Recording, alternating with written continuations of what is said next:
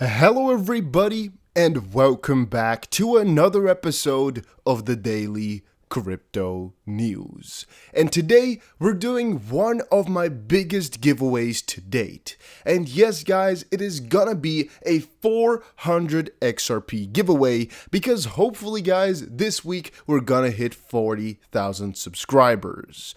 All you have to do to enter is press the like button, be subscribed, and comment down below what your favorite crypto is. And if we hit 2,000 likes on this video, we will be giving it away in 24 hours. Today, guys, I'm going to be talking about something that a lot of you requested. It is going to be how much XRP you should have, you should own, you should get. All those things. Now, one of the reasons I decided to make this is because I very often get the question, how much should I be buying and when should I be buying it? So today I'm going to be going over a part of that. But before that, I want to briefly say these types of comments are almost always scams. Watch out for them. I try to take them away as often as I can, but it is pretty difficult to do since there are just so ridiculously many. And also, Ripple has never ever paid me a single cent or piece of XRP ever. So please don't comment that type of stuff. It's kind of hurtful, but all right. Having said that though, let's get into the video and let's get started. First of all, you guys know and I know it will all depend on how much money you have at this point, right? All of it will really be decided ultimately by how much you have. And one of the easiest things to do is just calculate for yourself or think about how much you're getting after taxes every single month, right? Not how much you have after spending it all, nothing like that. No, how much do you get each month net? And then go to a calculator like this or just calculate for yourself. It's very simple. Let's say, for example, you got yourself $3,000 net each month. I know to some that might be a very small amount, to some that might be huge, but for that perspective on forward, essentials 50% will most likely be $1,500, discretionary spending 30% $900, savings 20% $600. Now personally, I'm really against this strategy, but it does make a little bit of sense. Now how this is built up is you're gonna most likely have to spend about 50% of your income on like your housing, maybe like your transport, maybe like some other really mandatory things, right? Then discretionary spending is basically all the things that do not relate to essentials, but that you really, are going to be buying, like maybe your car and things like that, which aren't really necessary, but you'll most likely spend upon. And then the 20% rule is the saving/investing. Now, one of the biggest reasons I'm really against it is because I believe 30% of your income to discretionary spending is just way too much. And I really think you should be tuning this down to maybe about 10%. In that case, it would be about $300 a month. Leave in, let's say, about 40% to savings, right? But it also depends on how high your income really is because, well, 10% is going to be different at every sector. For example, if you earn, let's say, $10,000 a month, which most people here won't earn, essentials 50% is most likely already too much, right? Because 9 out of 10 times your essentials aren't $5,000. I'm talking about your house. I'm talking about your insurances, possibly maybe your college that you're still paying, things like that. It's most likely not going to be $5,000 a month. Discretionary spending at 30% is just way too high. I would most likely tune that down to right about, as I said before, maybe like $500, being like 5%. And savings, I would most likely ramp up all the way to about 70% or so in this case. Right, so just as you guys can understand, it's not just a 50, 30, 20 that you got to go for, but you got to kind of tune it down on exactly how much you earn each month. Try to just see how much your essentials are. Of course, deduct that from your income, and then just try to go a 75-25 split between discretionary spending 25, savings 75. And with savings, we equal that to investing. Now, a lot of different guides have some different strategies to exactly what you should be going for, how you should be doing it. However, one of the things I must tell everybody is that before you spend too much money, take a good little time to first write down your financial goals. Like, what do you want to reach? Do you want to become a millionaire? Do you just want to have 1 million XRP? Do you have something else in mind? Do you want to buy a house? Do you want to buy a Lambo? What is it you really want? And be really concrete with this. Write down exactly what you want, possibly exactly when you want it as well. And when you want it, be realistic, but not too realistic. So most likely, if for example you earn $10,000 a month, right now, oh no, $10,000, no, let's go for $100,000 a year, and you want to buy a Lamborghini, theoretically speaking, if it's $300,000, it would take you 3 years, right, to get it. However, of course, there's a lot of expenses and all of that. However, the goal here is to still go a little bit above what is normally possible. So then write down possibly like 3 years, for example, because that's 300,000, which you should be able to get, but like kind of not. But then again, if you really, really try hard, then maybe you still can. Go at it like that a little bit, where it's a little bit too hard, but still kind of possible. Now, if you've done that, you have a little bit of your financial goals written out, calculate your monthly expenses. I already told you guys to do that just now, but do it once more. Just put down everything that you spend money on, literally every single thing. This is going to make a drastic difference as to how much you should be and actually can invest.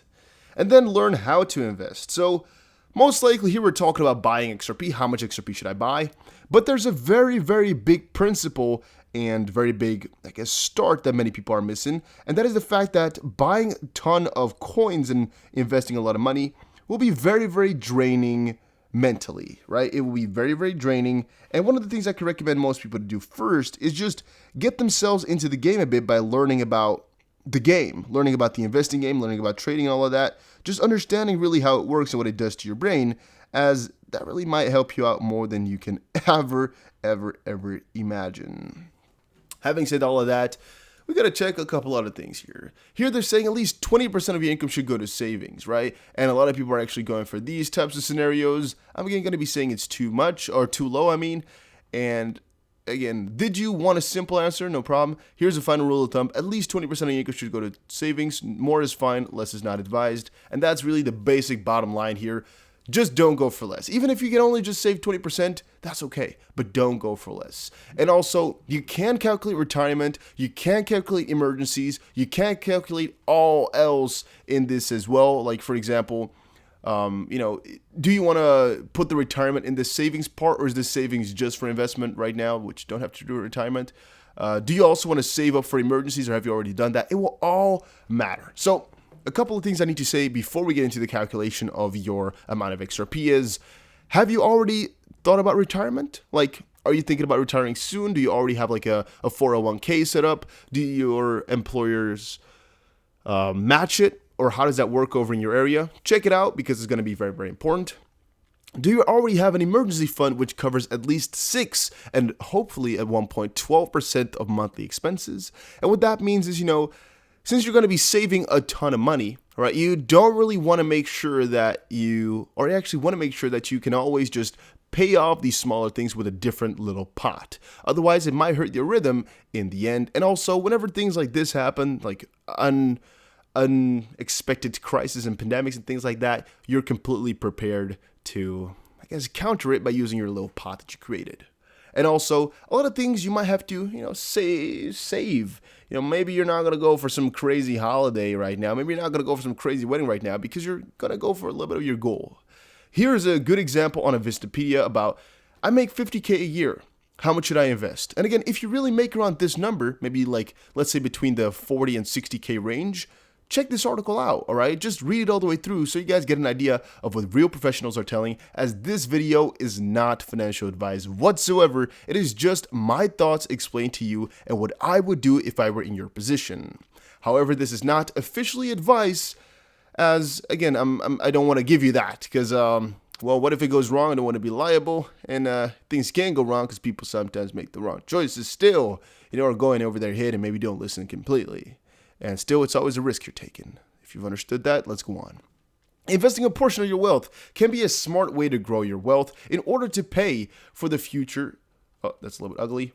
For the future needs and wants. So basically, this actually comes along with your first of all, your marginal propensity to consume, but also how far you can extend your current consumption, and really how important you find consumption right now in comparison to consumption in the future. Has to do with your your PPP, what to invest in and how much will be dependent on your income, age, risk tolerance, and investment goals. The older you are, the more risk averse you should be investing. So some said the percentage of your age in percentages should be the amount that you have in bonds in comparison to others. However, here we're talking about XRP investing, right? So I guess the age in percentages dictates how much of your money you should be having in XRP in terms of investment money then.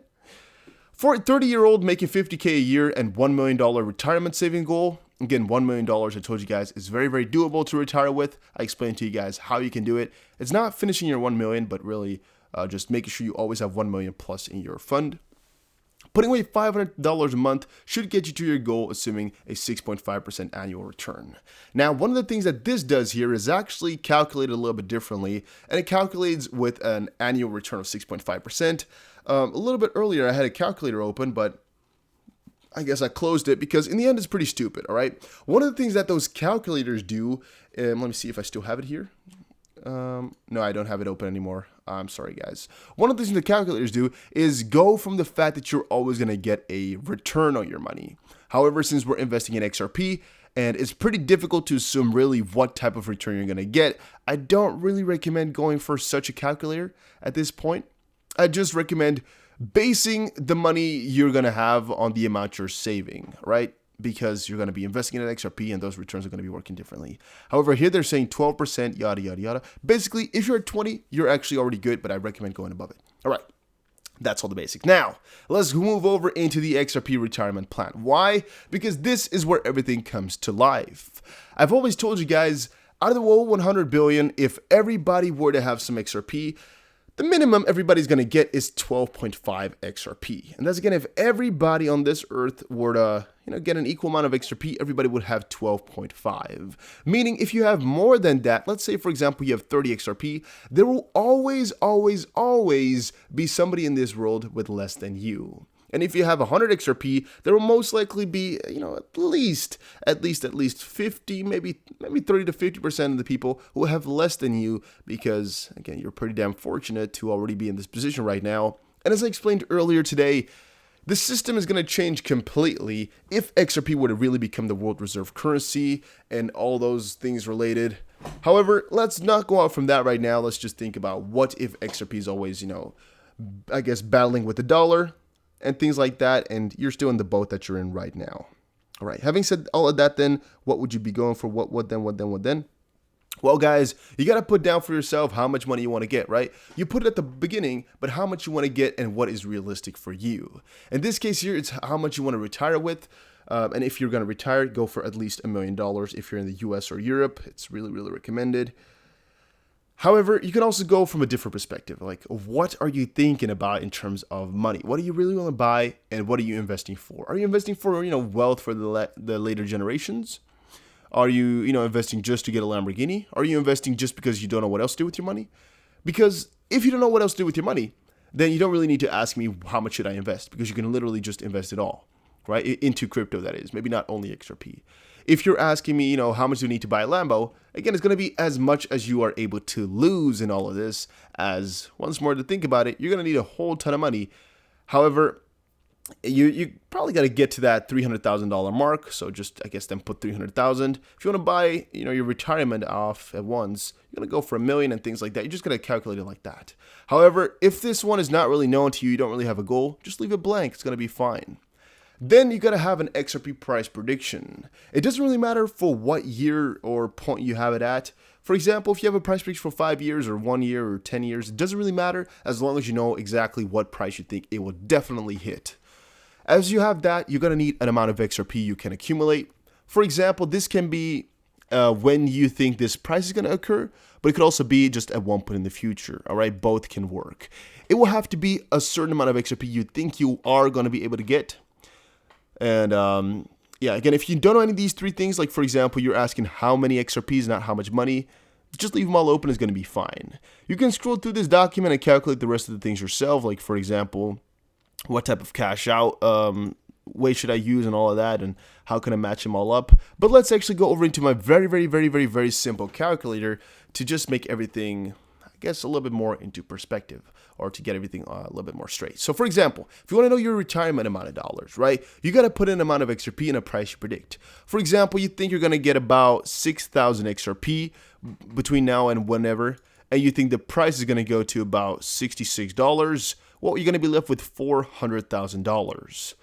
All right, if you just know you want to retire with 1 million, and you think the price is going to go to about 22 point, or I think I need to do comma 36, that's what you think you're going to get to, you're going to need yourself 44,700 XRP to get there, right? Might be a ton, might not be a lot, depending on what you think. If you know your retirement amount, you know the XRP, and you want to know the price that it needs to get to, then again, just do it like that. Okay, you want to have, let's say for example, 500,000, and you think you're going to have about 10,000 XRP. The price needs to go to $50 to be able to get to your point. All right, and these are all simple. You can check the calculations at the top left here. They're extremely simple to do, extremely simple, and will always work. If you guys want a link to this one, no, I'm not going to give you a link. Just create this for yourself. It takes like 6 seconds to make this. It really, maybe 1 minute if you put in a lot of effort. It could take 1 minute if you actually take it slow even. So just create this and calculate it for yourself. Play around with it a little bit. The reason I'm saying that is because I can't decide how much you should buy. All right, it's going to be completely up to you, as everybody's situation will be differently, and everybody's goals will really be completely opposite to what another person will have. And the reason I'm saying that is because my goals and your goals most likely are completely different, and that will most likely be the same for your neighbor and for your daughter and for your nephew and for everybody who's looking at this video. They'll have some different goals, and one of the main reasons for that is we all invest for different reasons, but we all have a different risk averse type of mentality and all of that. And that is why earlier today I asked this question over on Twitter: would you take a bet that puts all your net worth on the line in order to win 10 times that? Or in XRP terms, would you bet all your XRP in order to win 10 times as much back? I think your answer to this question says a lot about your personality, and I just wanted to clarify that it's a 50-50 bet. For example, an unbiased coin flip. And the reason I ask that is because, really, if you just for yourself think about this question, you'll most likely understand really what type of person you are, and that will also decide what type of scenario you should go for. For example, if you said yes to this question, you're to a certain degree really progressive, because the return is actually really good, right? Here you're risking 1 to win like sort of 10 or 11, depending on how you view it.